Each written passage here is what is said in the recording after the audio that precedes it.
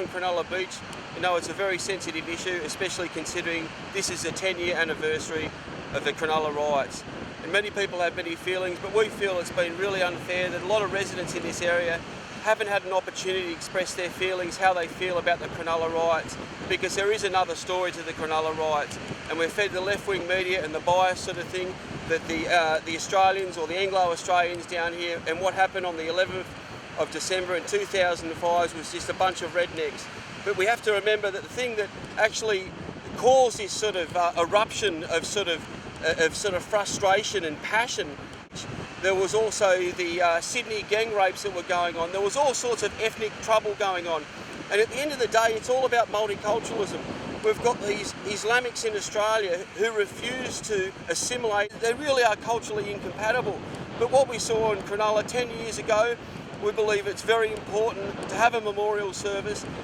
You know, whether people like it or not, it's part of our history and it needs to be remembered in our historical calendar. But the people that really suffered most in the attacks in the Cronulla riots were the people that received the brutal reprisal attacks. And those people, there were so few arrests made. And you know, it just goes to show you how the government covered it up, the media covered up, the whole political establishment covered up. There's a lot to this story, and we believe that we have a right to mark this 10-year anniversary that's coming up, and we believe that the government has to abandon multiculturalism on all strata of government, whether local, state or federal. People need to assimilate when they come to Australia, and regrettably we have to accept the truth that there are some people that just cannot assimilate, and those people that can't assimilate should not be encouraged to come here. We should be preserving our culture, the dominant culture, the Australian culture that is under attack at the moment due to multicultural policies, and it's a good culture. But the problem is that if we keep letting multicultural policies flourish, there will be no Australian culture in the future.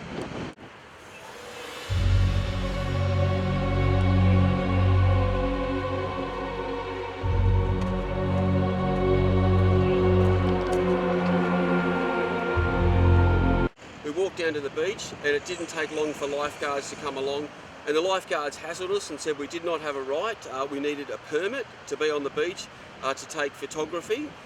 Admittedly that we want this footage to use as a promotion leading up to the 10-year anniversary on this very sensitive issue. It didn't take long for police to come down.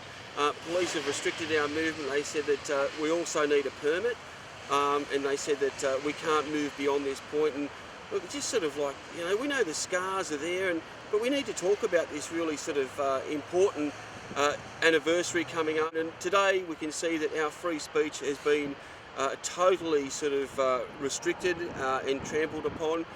We're still going to go ahead. We're going to put in a protest permit request to come down here in a couple of weeks' time and do a bit of a documentary and let people know that on the 12th of the 12th, 2015, we're going to come down here and we're going to mark that important date in history, the 10-year anniversary, and we're going to bury multiculturalism ceremoniously. So I hope you can join us on the 12th of the 12th, 2015. Hope to see you soon.